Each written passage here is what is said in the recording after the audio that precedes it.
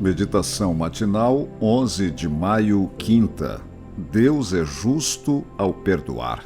Deus apresentou Cristo como propiciação, tendo em vista a manifestação da sua justiça no tempo presente, a fim de que o próprio Deus seja justo e o justificador daquele que tem fé em Jesus. Romanos 3, 25 e 26. A morte de Cristo foi uma obra de Deus com um propósito definido. Atos 2, 23. Foi um ato público para ser visto e contemplado.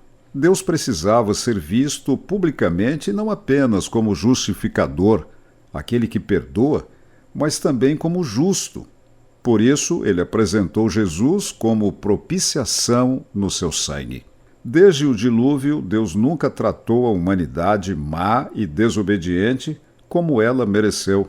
Antes, ele continuou fazendo bem, dando chuvas do céu e estações frutíferas, enchendo o coração das pessoas de fartura e de alegria. Atos 14, 17. Então, a justiça de Deus não podia ser vista, porque o mal não era punido. Mas Deus, em sua paciência, estava apenas adiando o juízo. No devido tempo, este foi realizado, e os pecados anteriormente cometidos, Romanos 3, 25, foram punidos na pessoa de Cristo, que, como Cordeiro de Deus, substituiu os pecadores. O plano de Deus para com os pecados cometidos antes da cruz foi o de cobri-los. Isso ocorreu por meio dos muitos sacrifícios oferecidos desde o surgimento do pecado. Esse é o significado de expiação. Agindo assim, Deus atuava com justiça, tendo como base a futura morte de Cristo.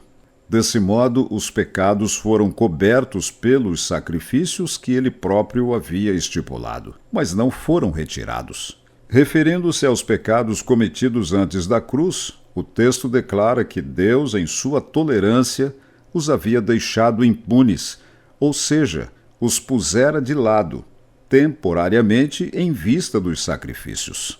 Houve um adiamento do juízo, mas quando o verdadeiro Cordeiro de Deus veio a este mundo, Deus julgou o pecado executando contra ele sua justiça. Então os pecados foram tirados, não apenas cobertos. Essa morte demonstrou que Deus fora justo em procrastinar seu juízo sobre aqueles pecados. Assim, hoje Deus pode ser visto simultaneamente como justo e o justificador daquele que tem fé em Jesus. Confesse agora a Deus o seu pecado e ele será pagado pelo sangue de Jesus.